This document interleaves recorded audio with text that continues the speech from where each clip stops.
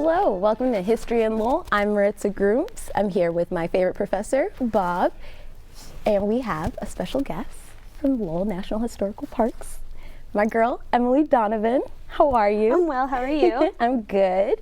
It's so good to see you. It's good to see you. I mean, you know what we talk about here, history in Lowell, and a lot of that history is immigrant history. And so the parks are working on a special project. We are. We're very excited that we are in the midst of a planning and design process for a new exhibit in the Mogan Cultural Center down near Boarding House Park. And we are replacing the current immigrants exhibit that was completed in 1988. And we are updating and we are making it not just tell the stories of immigrants, but also of refugees, also of Native peoples, so kind of the whole cultural landscape here in Lowell. But we do know that that's very rich in immigration stories historically and now. So we're very excited about this project. I'm excited about it because everybody's story is going to get told in Lowell, not just, you know, the boots and the ones who were the money grabbers here, you know, or the mill girls who do have a prominent history, and I'm glad their stories have been told, but exactly. So we're trying to make the whole Mogan Cultural Center kind of come alive. So we still have the mill girl story with the boarding house, but we're really thinking about how do we explore the human experience, the cultures, mobility and transition, how people come into this place and how they experience Lowell, but then also really celebrating the cultural diversities and the commonalities that we all have historically and today. So that's so cool. We're very excited. Yeah. So. And it's about time, right? I mean, I know what happened in 1988. Well, only because I was born then. So it's about time that we shake things up, right? Yeah. And I think we're definitely trying to build it in such a way that we can continue to tell stories of people who might be coming here in 2030 or 2040. So we are trying to think about how we will be able to update this, how we will be able to continue to tell stories, how we can feature different communities, how we can feature individuals. So it's going to be updatable, which is a key to this project. So which is obviously really important since so much happened since 1988 in terms of the folks living in Lowell. And I mean, in a way, almost when that exhibit in '88 opened, it was almost out of date when it opened in an odd kind of a way, even though it was obviously fresh in 1988. So much happened right around that time as well as shortly thereafter in terms of Southeast Asian immigrations into the city, Dominican, Brazilian, Colombian. There's this whole landscape which and now even more, right, with the International Institute settling refugees from several Middle Eastern countries, African countries. So how, in terms of trying to figure that all out, how have you been, I'm using you collectively for the park. You're for the park, you have your badge. I do. How has the park been trying to figure out how to get all of that in one big tent, if you will? So the way that we approached this was knowing that, you know, we have a lot of historical knowledge, we have subject matter experts in history, but we also know that we need to involve the community in this project. And so we have kind of pulled together people who are talking from their lived experiences, not that they're representatives of specific communities or organizations, but that they are coming to the table and they helped us understand what's going on in the city today, understand their specific stories, and through those conversations, we kind of set up a roundtable conversation. We have come up with themes. So we're approaching this from those broader ideas rather than saying we're going to put a timeline and we're going to have everybody's stuff in a timeline.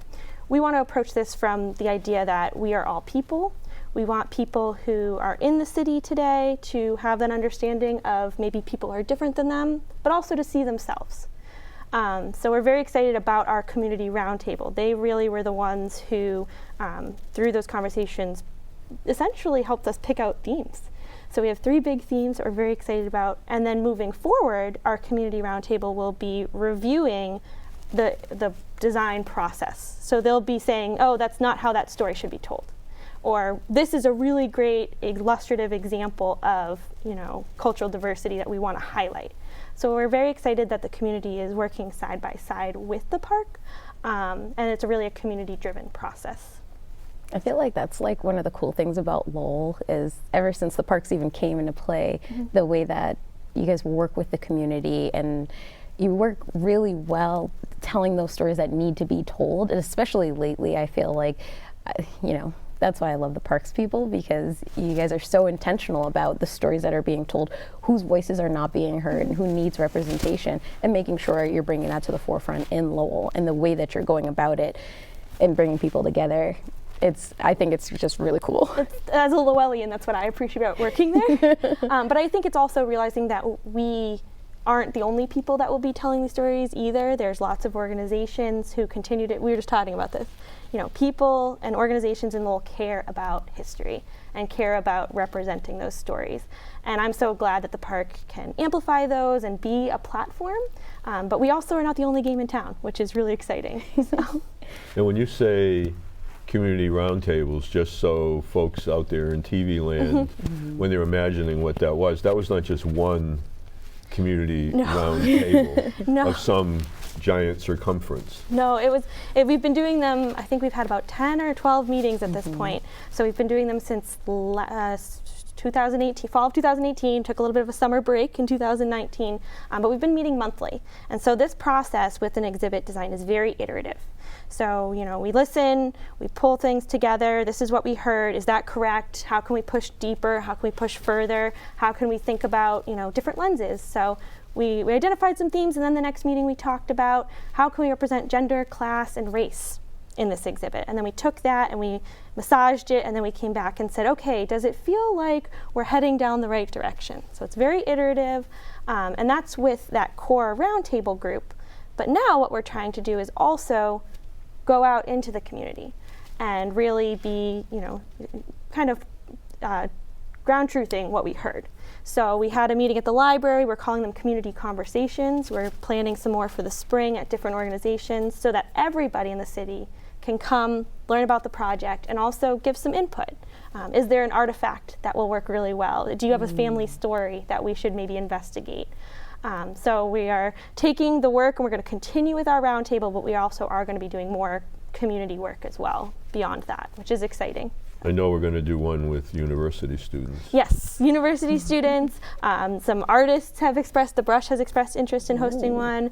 Hopefully going out, we're working with the Latinx Center for Community Empowerment, working with CMAA. So we have a lot of things spinning right now.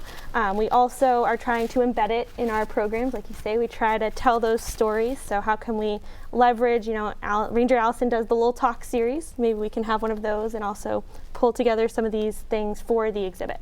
So we're really trying to think of this eventual exhibit, which I don't think we've mentioned, hopefully fall of 2022 will be when it opens. Fingers crossed.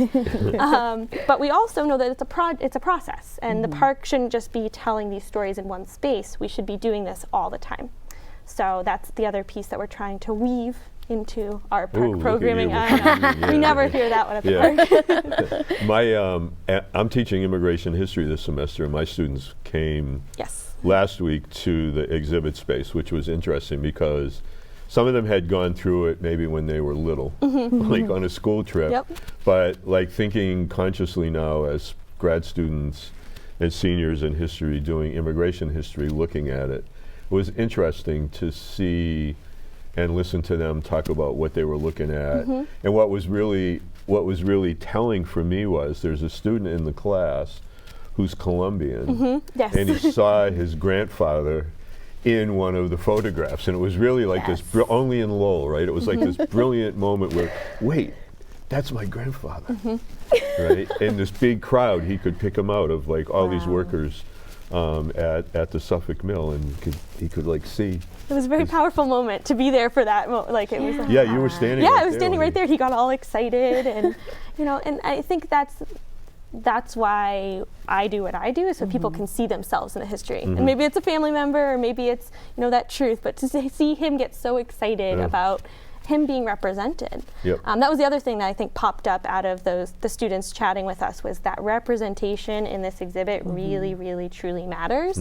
That has come up with our community roundtable, and it's something that we're thinking very critically about. And that's why we decided to go thematically, to figure out how we can include the most number of people, but also try to get at those universals. So it's a good tension to try to investigate. And it's always challenging. I face this when I'm trying to teach as well. Do I do everything chronologically?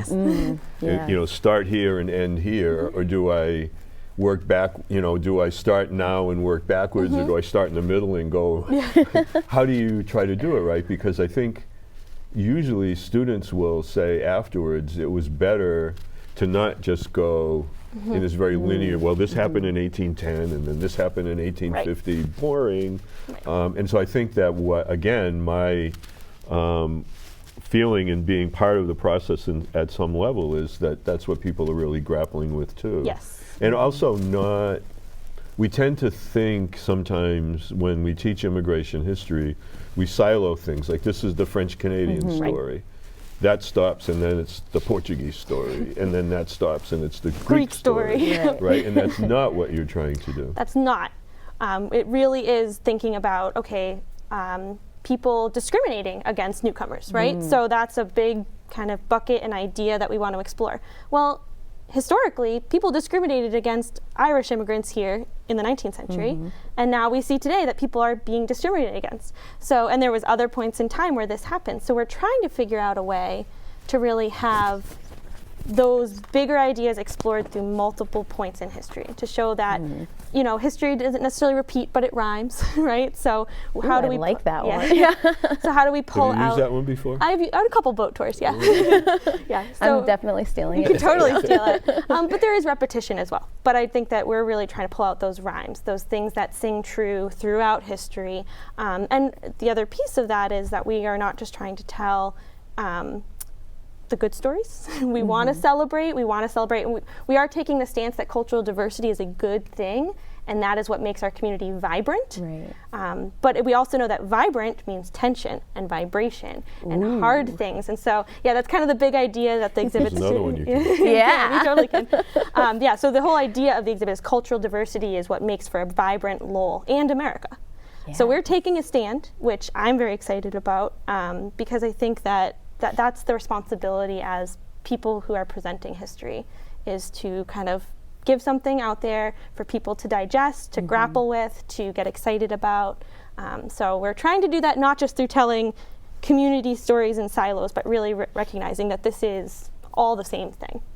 Yeah, and I think it also makes the history so much more accessible and exciting for Lowell residents themselves, because we always talk about how much Lowell people don't really know about their own history, and I feel like this is something that if I was not in the realm that I am, I'd be like, what's going on here? I want to learn more. And then going to this exhibit, I feel like I get excited about where I'm from and the fact that people see me as a part of this tapestry, if I may. The weaving or tapestry. Tapestry. And I think that sewing has to come up shortly. Shortly. We'll stitch something together. I think that people in the city do, they feel a lot of pride.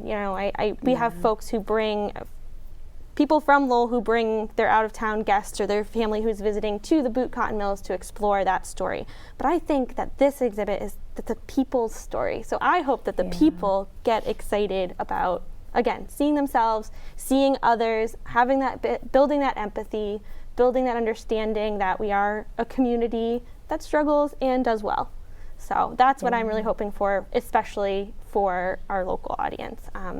We still want people to come from all over the country. We have that big national park label on us, and that's also exciting too. Yeah. But at the end of the day, the local people who are being represented here, I think, is to me the most critical. So, and that includes school students. So. So in terms of, just based on what you said, if there's somebody watching the program who remembers that they have their grandmother's diary in the attic, and they might want to figure out a way whether that story can get included in some way. Is there a way they can get that story out there? What should is there a way that they can, I don't want them to drop it off. Please don't drop it off, because there's a process, and we want to make sure that we want to honor those stories and those objects, and so by following the process we do that better. So there is on the nps.gov/Lowell, on the park's website, there is already a tab for this exhibit project. And so you can go on there and you can read a little bit more about our community-driven process. You can also, there's my contact information and my colleagues' contact information to get in touch, to say you have an interesting story. We'd love to hear from you. We also would love for you to be involved with the process. Maybe you don't have that story, but you are interested in this community roundtable idea. You have a community that you're a part of, and you want to bring the idea of this project to that community to try to solicit more feedback. We'd love to hear from you, because we are really we're still in an early stage. We're kind of in this planning and development stage. We just got back schematic design 1, which means we're in big concepts. That's what that means. So big concepts. So as we're trying to fill that out with those stories, with those objects, with those interactives, we really want to hear from the community. So nps.gov/Lowell. /Lowell. Nice. nps.gov/Lowell. One of my students told me you're supposed to say it 5 times. 5 times, okay. And then people will maybe hear it. Maybe we'll remember it. Yeah. Hopefully we can put it on the screen while we're talking too, so that will. But I think I've always thought there's probably so many cool stories out there that just never. And I think, I mean, again, using my class as an example, we read an article to discuss in class last night, and it talked about cultural annihilation. And it talked about people not seeing themselves in historical representations and what that would mean. And it was really looking at the creation of a South Asian digital archive on the West Coast, looking at largely Indian migration, but just sort of looking at how this one person that helped start it always remembered as a kid either reading a history book or going to a museum or a gallery or someplace and never seeing his family. Right. Or anybody that looked like him, right? And then eventually he and another person start this archive, and they did it in a similar kind of a way of putting the word out into the community, and they now have scanned in and have on this South Asian digital archive, much like the Southeast Asian digital archive. Right, I was just thinking about, But it's a different entity, but they now have scanned in by community members showing up and bringing stuff, 1,800. It's amazing. Exhibit pieces that have been scanned, digitized, and are on this website, and it came the same way from the community. Yeah, and so but it was again with my students. It's always an interesting conversation because most of them are late teens, early 20s, and the question of not seeing themselves in history it's not a question that they ever thought about, or in most cases in high school would never have talked about. But what does it mean when you don't see yourself? When you don't see your story, you miss your identity. The same way, like if you're in elementary school and every kid's book you read, right. Every kid and every grown-up is white, right? Yes. And so I know that's not what the park is doing, but you used the word before, intentional. Yes. And I think that's really important to get across, right? That it does have to be, it's not going to happen if you don't. Yeah, if we're not very focused on it and constantly questioning it too, I think that's the thing, is by having community feedback, by having all of our staff look at this project, we're trying to make sure that it is representational but also intentional. Right. I think the other piece of the puzzle there too is you mentioned the Southeast Asian Digital Archive that exists in Lowell from Professor Kim and Professor Oi's work. That is also going to be part of this. Hopefully we can connect to it. Hopefully we can connect to the Immigration Library of New England's work. So this exhibit will be one piece of a much broader puzzle for the city, I hope. And we're kind of hoping that the Mogan Cultural Center becomes that place, if we're looking for a place, but that it springboards into the communities, that it springboards into the digital sphere. So hopefully there's ways for us to do that, to make those connections, to stitch it together. There we go. We did it. We did it. And the trick too, as you describe it, and listen to this long sort of story and long and complex, you have about 2,000 square feet to fit it inside of, right? Yes. So that's like a big story in a relatively small space, which also means being really clever and again intentional in trying to.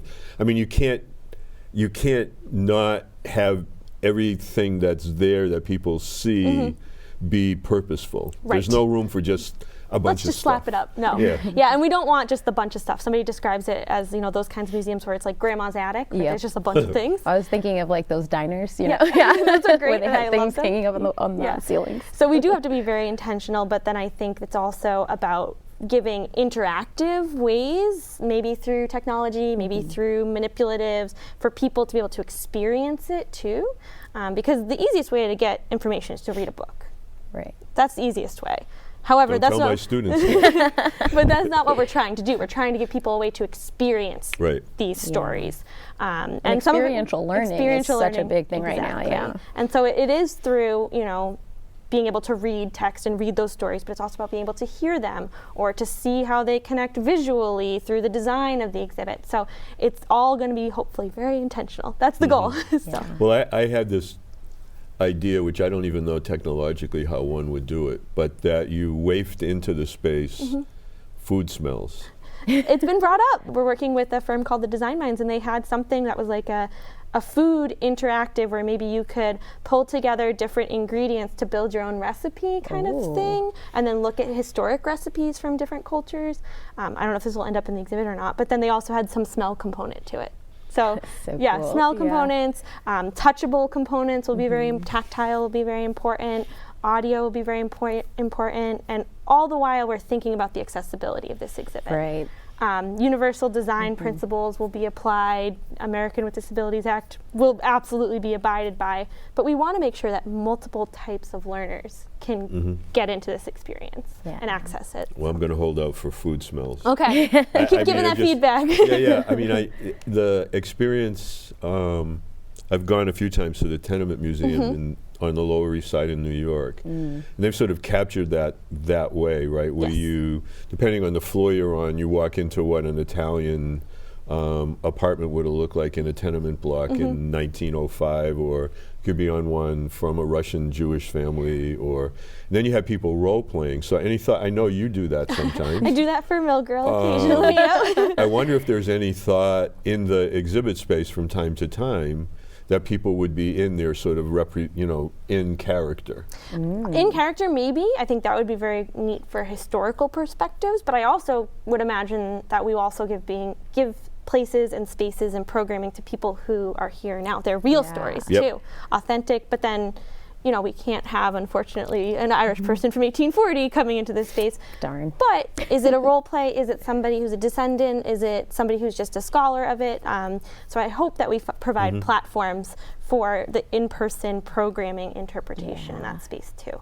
That's a goal. Because that block, that tenement block, they did the research on real families, and so then did the Ellis, like their record of passing through Ellis Island and whatever, and I just always found when I went there or took students or teachers on field trips, it was always something that stuck with people afterwards, the way they were able to take, without making it heavy-handed, like these are primary sources. Really what they were doing is using them, and then afterwards when it was debriefed, well, how did you find all that out? Well, we went to the census, we did this, we did that. Yeah, it's the authenticity, I think, is really the important piece. Yeah. However you decide to portray it, that's what we're definitely hoping for, is grounded in that great historical research, but really pulling out the authentic voice, the authentic stories. A little bit daunting for 2,000 square feet, though. Whenever somebody says that, I go, oh yeah, it's really small. I think I remember that first roundtable meeting when we were talking about this big idea, and then you said how much space there were, and we were all like, Yeah, we actually had at the last community conversation, we did one in the library in December, and we had a 15-year-old girl who said to us, you really think you're going to do all that? We were like, thank you for checking us, and but it's a lofty goal. I think hopefully we're successful, but we also recognize that there might be stumbling blocks along the way. It might open, and we might need to fix things, and that's what we're hoping for with some of that updatable piece, the changeable piece. With technology, it's a little bit easier to do that, and then I think the idea of using, for people that have ever been in the building itself, there's a long hallway in, which sometimes is used for exhibits, but not always. And so if things are freshened up quarterly or semi-annually with exhibits there, and in the larger space at the end of that walkway into where the Center for Lowell History and the Mill Girl entryway is, you can put stuff in there as well, and periodically again, and that could be a place where people can represent new stories too. It might be, it might be partially out there, partially in the exhibit space. So we're really playing with that whole cultural center and trying to connect the Mill Girl story to this other cultural story, realizing that when the Mill Girls came here, they were migrating, They were moving migrants, here. yeah, They're sure. migrants, they were working, and so there's resonance between those stories. We're not trying to say that those are equal stories, they're all very different, but there is this idea of this is the place where the people's stories are being told. Yeah. And we also want to activate that lobby space. We're trying to think about very visual ways, artistic ways, there's a big atrium space that goes up in the middle. How do we leverage that? So it's going to be very exciting. How do we connect to the Center for Lowell History? That's going to be very important too. So Yes. Wow, that is so much. it's a lot. It's very exciting, but it is a lot. Yes, So. yes. Do you think that we're going to follow the timeline? I think so. Yeah, we are in a very great place with our exhibit designers, and we keep moving forward. It's very iterative, but it's building on itself. So I think fall of 2022. The latest it would be fall of 2023. We're trying to hopefully line it up with Welcoming Week in Yes. September of 2022. Or 23. Just the idea that that is a celebration across the city of people coming to Lowell and celebrating that the people who come here make our community better. Yes. So that's why we're hoping that it lines up with that. And we're also closing in then on the centennial of not the centennial, but some birthday of the founding of Lowell. Yes, so we should Sort of start thinking, all in there at it the is kind same of all time, in there. right? You know, you think about 1826 is Lowell becomes a town, so it is kind of leading up into that time frame. That's kind of around the same time that we start seeing Irish immigrants walking from Boston to dig the canals, Right. and the mill girls starting to arrive here. So there's a synergy coming in the 20s. Ooh, so I know that's it's going to so be the roaring exciting. 20s. It's gonna be good. We are in the roaring We are, 20s, we are. and I think it's such a really exciting time for Lowell. I hadn't And thought like, about it that way. But yeah. yes. I'm just thinking of our current political malaise and thinking there's nothing roaring about it. But anyway, that's for another show. that's roiling is what's happening. Yeah, roiling, right, yeah. So can you give the address again for anybody that Yes. wants to see? See the current exhibit as it stands, visit the Center for Lowell History, visit the Mill Girls and Immigrants exhibit. So it's 40 French Street, right next to Boarding House Park. Free parking is available at the park at 304 Dutton, and you can take the 10-minute walk over. The current exhibit is open from 1 to 4:30, 7 days a week right now. So again, it's 40 French Street, the Mogan Cultural Center. And if somebody has something in their attic that they want you all to take a look at, Yep, come check out our website, nps.gov/Lowell, and find the Cultural Exhibit tab and email me.